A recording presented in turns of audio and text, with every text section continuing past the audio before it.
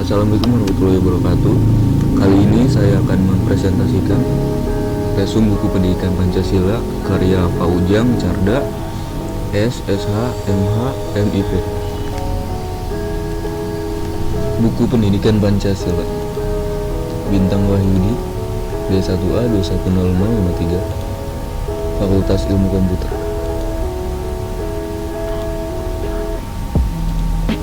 Bab 1. Orientasi terhadap pendidikan Pancasila. A. Latar belakang pendidikan kewarganegaraan. B. Pengertian dan tujuan pendidikan kewarganegaraan. C. Landasan pendidikan kewarganegaraan. D. Pancasila sebagai nilai dasar pendidikan kewarganegaraan. Pendidikan nasional memiliki fungsi strategi, yaitu mengembangkan kemampuan dan membentuk watak serta perdebatan bangsa yang bermanfaat dalam rangka mencerdaskan kehidupan bangsa. Pembukaan Undang-Undang 1945 mengamanatkan bahwa tujuan pemerintahan negara Indonesia adalah melindungi segenap bangsa Indonesia dan seluruh tumpah darah, dan untuk memajukan kesejahteraan umum, mencerdaskan kehidupan bangsa, dan ikut melaksanakan ketertiban dunia yang berdasarkan kemerdekaan, perdamaian abadi, dan keadilan sosial. Bab 2. Memahami identitas nasional sebagai karakter bangsa Indonesia. Pendidikan Pancasila. Inilah bukunya. A. Proses berbangsa dan bernegara. B. Identitas nasional. C. Pancasila sebagai identitas nasional bangsa Indonesia. D. Bhinneka Tunggal Ika sebagai identitas nasional bangsa Indonesia. Istilah identitas nasional berasal dari kata identitas dan nasional. Identitas secara harfiah adalah cita-cita, tanda-tanda, atau jati diri yang melekat pada seseorang. Sedangkan nasional merupakan identitas yang melekat pada kelompok-kelompok yang lebih besar yang diikat oleh kesamaan-kesamaan baik fisik, agama, rasa, dan fisik seperti keinginan, cita-cita, dan tujuan. Bab 3. Memahami Pancasila sebagai ideologi bangsa dan negara. Istilah ideologi berasal dari kata ideal yang berarti gagasan, konsep, pengertian dasar, cita-cita, dan logos yang berarti ilmu. Kata ideal berasal dari Yunani eidos yang berarti bentuk. Di samping itu ada kata yang berarti melihat. Karena itu, secara harfiah, ideologi berarti ilmu pengertian dasar, atau dalam pengertian sehari-hari, idea disamakan artinya dengan cita-cita manusia dalam mewujudkan tujuannya untuk mengatakan hakikat dan martabatnya, senantiasa membutuhkan orang lain dan membutuhkan suatu lembaga bersama untuk melindungi haknya, atau dalam pengertian ini, manusia membentuk negara. Ideologi nasional merupakan kumpulan pikiran rakyat yang mengandung pandangan tentang keadaan bangsa, menurut perspektif atau harapan masa depan bangsa, dan memberikan arahan serta dorongan bagi seluruh kegiatan manusia. Bab 4. Memahami negara, konstitusi, dan warga negara Indonesia. 1. Memahami negara. 2. Memahami konstitusi. 3. Memahami warga negara Indonesia. Secara etimologi, negara berasal dari kata status atau statum dari bahasa. Bahasa lain klasik adalah suatu istilah mewujudkan tegak dan tetap, atau sesuatu yang memiliki sifat tegak dan tetap. Warga negara merupakan penduduk, orang setanah air, bawahan atau kaula. Sedangkan warga mengandung arti peserta, anggota atau warga dari suatu organisasi atau kumpulan. Dengan demikian, warga negara artinya warga atau organisasi bernama.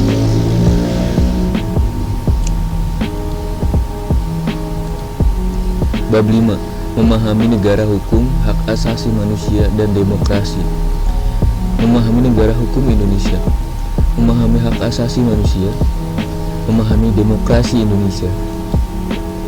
Konsep demokrasi SAN, hak-hak asasi manusia, merupakan isu pokok yang menjadi inspirasi perkembangan prinsip-prinsip negara hukum yang mengharuskan adanya pengakuan normatif dan empirik terhadap prinsip supremasi hukum, bahwa semua persoalan diselesaikan dengan hukum sebagai pedoman tinggi. Dalam sejarah-sejarah negara Republik Indonesia, perkembangan demokrasi telah mengalami pasang surut.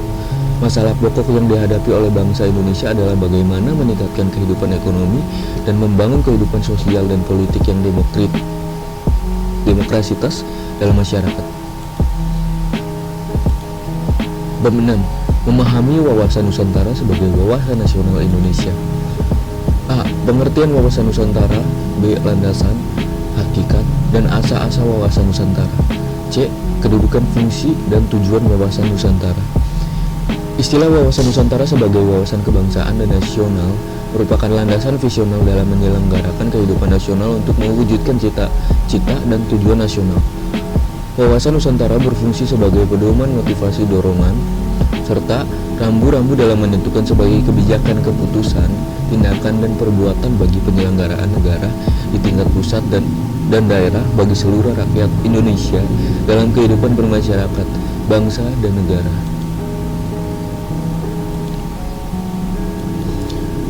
Bab 7. Memahami ketahanan nasional dan integritas nasional Indonesia. Ketahanan nasional adalah keuletan dan daya tahan suatu bangsa yang mengandung kemampuan mengembangkan kekuatan nasional yang ditunjukkan untuk menghadapi segala ancaman yang membahayakan kelangsungan hidup negara dan bangsa Indonesia. Pengaruh ketahanan nasional antara lain pengaruh hak asasi manusia, pengaruh demokrasi, pengaruh lingkungan hidup, pengaruh aspek ketahanan nasional terhadap kehidupan bangsa dan negara. Integritas nasional adalah upaya menyatukan seluruh unsur bangsa dengan pemerintahan dan wilayah. Mengintegritaskan berarti merupakan untuk menyempurnakan dengan jalan menyatukan unsur-unsur yang semula terpisah-pisah. Bab 8. Memahami negara, hukum, hak asasi manusia, dan demokrasi. Memahami hakikat dan kewajiban hak asasi manusia dalam Pancasila. 1. Sejarah perkembangan hak asasi manusia. 2. Istilah dan pengertian hak asasi manusia. 3. Macam-macam hak asasi manusia. Hak untuk hidup, hak untuk turut serta dalam pemerintahan, hak untuk bicara dan menyampaikan pendapat, hak untuk melanjutkan keturunan, hak untuk mendapatkan kesejahteraan, hak untuk memperoleh keadilan, hak untuk beragama dan menjalankan ibadah, hak atas kedudukan yang sama di hadapan hukum. 4. Memahami hak dan kewajiban dan asasi manusia dalam Pancasila. Hak asasi manusia dalam sila ketuhanan yang Maha Esa. Hak asasi manusia dalam sila kemanusiaan yang adil dan beradab.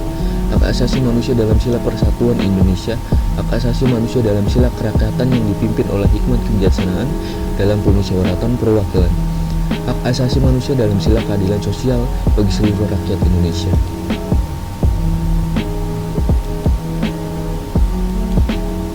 Bab 9. Memahami Pancasila dan dalam sistem ketatanegaraan Indonesia. 1. Kedudukan pembukaan Undang-Undang 1945. Isi pembukaan Undang-Undang 1945. Tujuan pembukaan Undang-Undang 1945. Hakikat dalam kedudukan pembukaan Undang-Undang 1945. Pokok-pokok pikiran yang terkandung dalam pembukaan Undang-Undang 1945. Pembukaan Undang-Undang 1945 mempunyai kedudukan yang tetap, kuat, dan tidak berubah. 2. Perubahan Undang-Undang 1945. Alasan perubahan Undang-Undang 1945, dasar pemikiran, dan tujuan perubahan Undang-Undang 1945. 3. Struktur kenegaraan Indonesia setelah perubahan Undang-Undang 1945. Struktur pemerintahan Indonesia berdasarkan Undang-Undang 1945.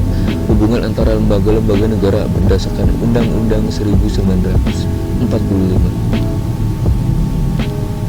Bab 10. Refleksi Pancasila sebagai paradigma reformasi dalam kehidupan bermasyarakat, berbangsa, dan bernegara. A. Pancasila sebagai paradigma pembangunan. Pancasila sebagai pengembangan iptek. Pancasila sebagai paradigma pembangunan politik, ekonomi, sosial, budaya, pertahanan, dan kehidupan beragama. B. Pancasila sebagai paradigma reformasi. Pancasila sebagai paradigma reformasi hukum. Pancasila sebagai paradigma reformasi pelaksanaan hukum. Pancasila sebagai paradigma reformasi politik. Pancasila sebagai paradigma ekonomi. Sekian dari saya, resume buku Pendidikan Pancasila karya Pak Ujang Carda, SH, MH, MIP. Assalamualaikum warahmatullahi wabarakatuh.